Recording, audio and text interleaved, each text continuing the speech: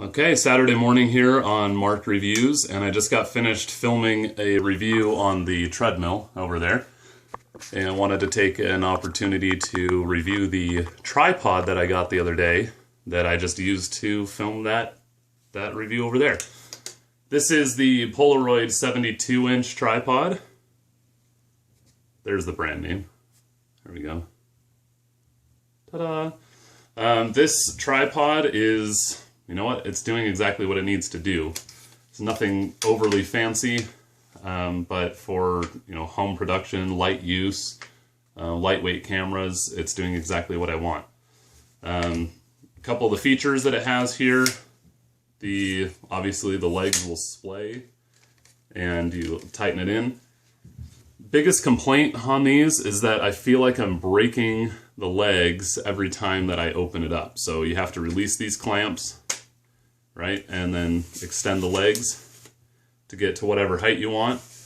When you go to close these clamps, and I'll show you a little closer, when you go to close these clamps and you push down on them, I mean, it really feels, with the quality of plastic that's on here, it feels like you're about to break it and just snap it right off. But you're not. That really does kind of lock it into place. So here's the other one. Ready? That one's not as bad. These lower ones make me a little more nervous because the metal down here is obviously a lot thinner. So this is, I'd imagine, some kind of aluminum alloy. Fairly lightweight, actually very lightweight, but you're sacrificing a little bit of strength that you would get from another brand's tripod. At the price point, it's about the best you can get. This was an important feature for me, the self-leveling bubble here. You can see that. So obviously it's not level right now, but you have a bubble level there, and then another one right here on the head. You can see that a little better. So as you're trying to get your shots level, it's a lot better than the one I'm using right now, which is actually just one of those kind of bendy gorilla pod type things. This kind of tripod, if you're going all out and getting something bigger that can adjust to a high height, you want to make sure that it has some kind of level on it, because you can do your best to eyeball something, but you can see all the angles of this ceiling and paintings and stuff in here. Even when you do your best, you're going to be a little bit off. So if you want a nice level shot, get a tripod that has one of those. Point of concern here probably will be the first fail point on this tripod in the future, is this really flimsy crank. So that is to adjust, I'll put it down here, that is to adjust the tension on this neck, and you can see the row of sprockets here on a gear. This crank will raise or lower the top part of this tripod, just like E.T.'s head. That's why it freaked me out as a kid. No creature's head should be able to go.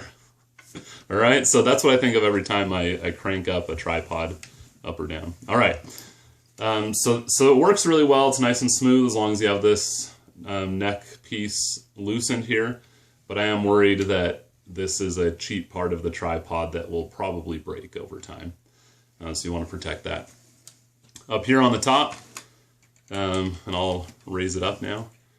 This is your arm to help you tilt and pan. So picture your camera up here on the top, right? This would allow you to tilt and pan. And you want to make sure that you turn this to the left to loosen it before you do those kinds of moves. Turn it to the right to tighten it a little if you want it a little bit smoother as you're moving across.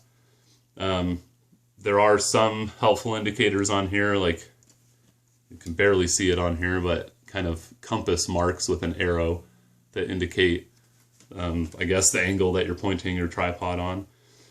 And up here you have a quick release head, which is useful as well. So you just pull this thing, if you have this tightened then it won't move.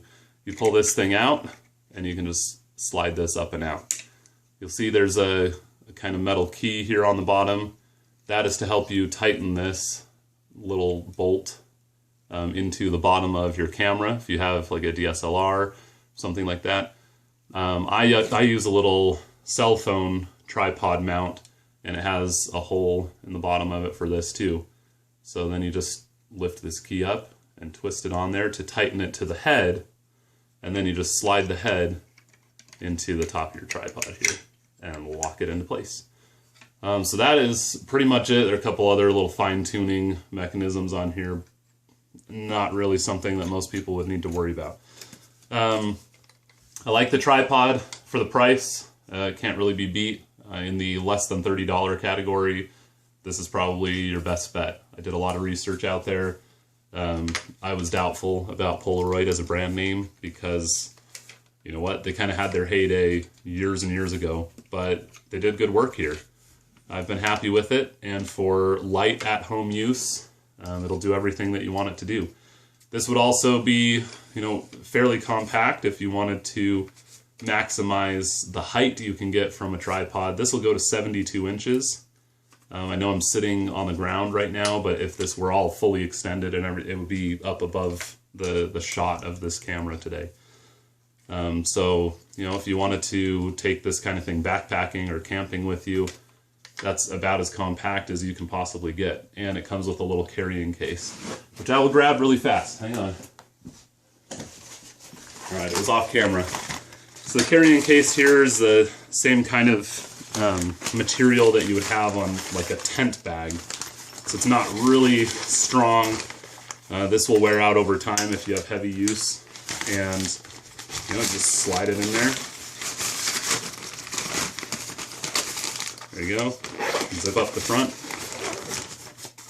It has a small shoulder strap, not super useful. You can't get it all the way over your head, really. You can kind of do it, but that's not how you would want to carry it anyway. It's more just to protect it. I would still stick it inside another bag or a backpack or something, but that makes it pretty portable. The whole thing weighs maybe a couple pounds. I'll put a link in the description to this product if you wanted to buy something similar on Amazon.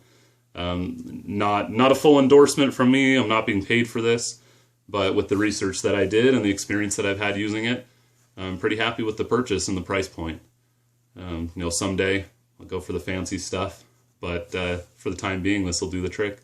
Okay, that's it. A pretty extensive review of this Polaroid tripod. If you like this review, I just shot another review for the treadmill over here using this tripod, and there are all kinds of other reviews on this channel. So encourage you to subscribe and let your friends know what we're doing here. Thanks.